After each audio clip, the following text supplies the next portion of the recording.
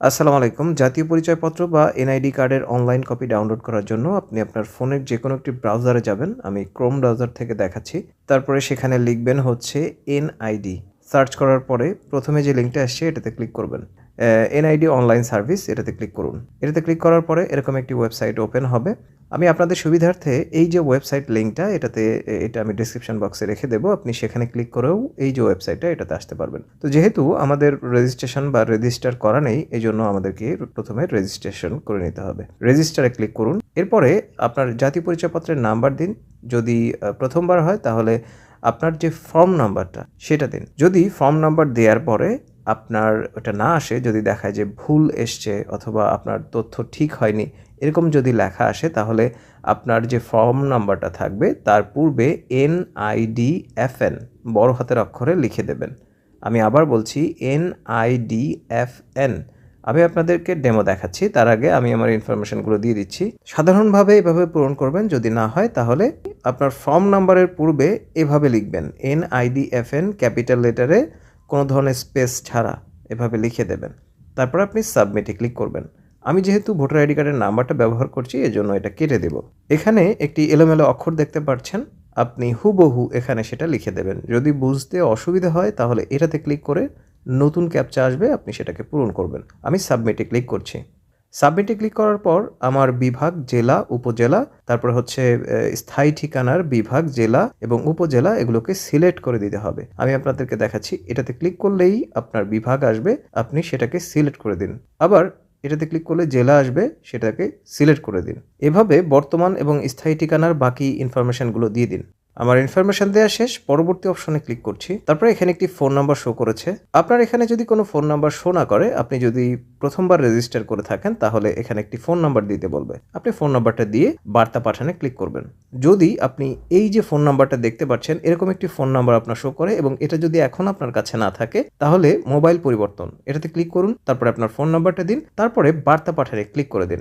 আমার যেহেতু শো করেছে এবং এই নাম্বারটা আমার কাছে রয়েছে, যার জন্য আমি বার্তা পাঠানে ক্লিক করছি।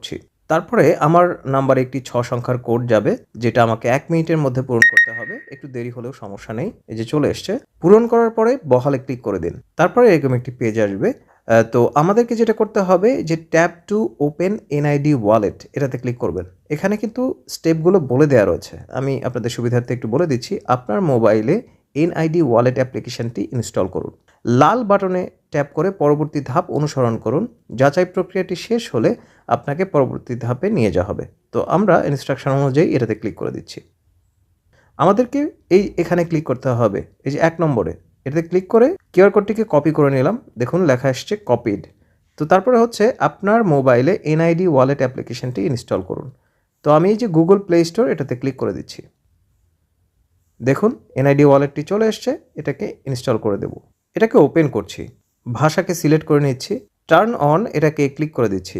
ক্যামেরাকে অ্যালাউ করে দিব। তারপরে আমার ক্যামেরাটি ওপেন হয়ে যাবে। আগে একটা জিনিসকে আমরা কপি করেছিলাম, হয়তো আপনার মনে আছে। আপনি শুধু কোড এটাতে ক্লিক করে দিলেই এটা পেস্ট হয়ে যাবে। দেখুন পরবর্তী স্টেপে আমরা চলে যেতে পেরেছি। তো তারপরে এখানে I don't show this again এটাতে ক্লিক করে স্টার্ট ফেস স্ক্যান, আমাদের ফেসটাকে স্ক্যান করতে হবে। তো স্টার্ট এটাতে ক্লিক করব। তারপরে ক্যামেরায় আপনি আপনার ফেসটাকে দেখতে পাচ্ছেন। তো যদি বেশি কাছে আপনার ফেসটাকে নিয়ে আসেন তাহলে এই যে ফেস ইজ টু ক্লোজ, বেশি কাছে হয়ে গেছে, তো একটু দূরে আপনাকে নিতে হবে। তারপরে এখানে আরেকটি গুরুত্বপূর্ণ বিষয় হচ্ছে আপনাকে যেভাবে এই যে সবুজ যে জিনিসটা, এই জিনিসটা যেখানে থাকবে আপনাকে সেই দিকে ইনস্ট্রাকশন দেওয়া হচ্ছে। যদি এটার উপরে সবুজ হয় তাহলে সামনে তাকাতে হবে। যদি এটা সবুজ হয়ে যায় তাহলে ইমিডিয়েট আপনাকে বাঁ দিকে এভাবে ঘোরাতে হবে। আর যদি এদিকে হয় তাহলে দ্রুত এদিকে। আর এখানে যদি চলে আসে সবুজটা তাহলে আপনাকে বুঝতে হবে আপনাকে চোখের পলক ফেলতে বলা হচ্ছে। তো দ্রুত আপনি চোখের পলকটা ফেলবেন। আমি আমারটাকে স্ক্যান করে নিচ্ছি। তো আমারটা হয়ে গেছে। এবার হচ্ছে ওকে করে দিব। ওকে করে দেওয়ার পর এটাতে ক্লিক করে ব্যাক করব। একটু অপেক্ষা করতে হবে আমাদেরকে। অটোমেটিক রিফ্রেশ হবে, দেখতে পাচ্ছেন এই যে প্রসেসিং শুরু হয়ে গেছে। তারপরে পরবর্তী স্টেপে আমাকে অটোমেটিক নিয়ে যাওয়া হয়েছে। এবার আমরা যেটি করব সেটা হচ্ছে সেট পাসওয়ার্ড, এটাতে ক্লিক করে আমরা পাসওয়ার্ডকে সেট করে রাখতে পারি যাতে পরবর্তীতে আমাদেরকে আবার পুনরায় ফেস স্ক্যান, রেজিস্ট্রেশন এগুলো না করতে হয়। তো আমি করব না, আমি এড়িয়ে যাচ্ছি। আপনারা চাইলে এটা করতে পারেন। এড়িয়ে যান এটাতে ক্লিক করছি। অনেক সময় সার্ভারজনিত জটিলতার কারণে একটু দেরি হতে পারে, একটু অপেক্ষা করবেন ধৈর্য ধরে। তারপরে এরকম একটি স্টেপ আসবে যেখানে আপনার ছবি দেখাবে এবং আপনার ডিটেল দেখাবে। সার্ভারজনিত জটিলতা অথবা ইন্টারনেটের যে স্পিডটা এটার দুর্বলতার কারণে অনেক সময় ছবি নাও শো করতে পারে। তো আমরা একটু নিচে আসবো। নিচে আসার পরে এখানে দেখুন বেশ কিছু অপশন। ডাউনলোড যে অপশনটা দেখতে পাচ্ছেন এটাতে ক্লিক করুন। এটাতে ক্লিক করার পরে প্রথমবার যদি হয় তাহলে অটোমেটিক ডাউনলোড হয়ে যাবে। আমি যেহেতু ইতিপূর্বে ডাউনলোড করেছি এই জন্য আমাকে আবার দেখাচ্ছে যে ডাউনলোড করবেন কিনা। এই যে ডাউনলোড, এটাতে যদি ক্লিক করে দেই আমার ভোটার আইডি কার্ডটি ডাউনলোড হয়ে গেছে। তো আমি এটাকে ওপেন করে আপনাদেরকে দেখাচ্ছি। দেখুন আমার যে অনলাইন কপিটা এটা ডাউনলোড হয়ে গেছে। আপনি চাইলে এভাবে ডাউনলোড করতে পারেন। তো দর্শক, এই বিষয়ে আরও যদি কোনো প্রশ্ন থাকে তাহলে কমেন্টে লিখতে পারেন। কোনো সমস্যা ফেস করলে আমাকে জানাতে পারেন, আমি উত্তর দেওয়ার চেষ্টা করব।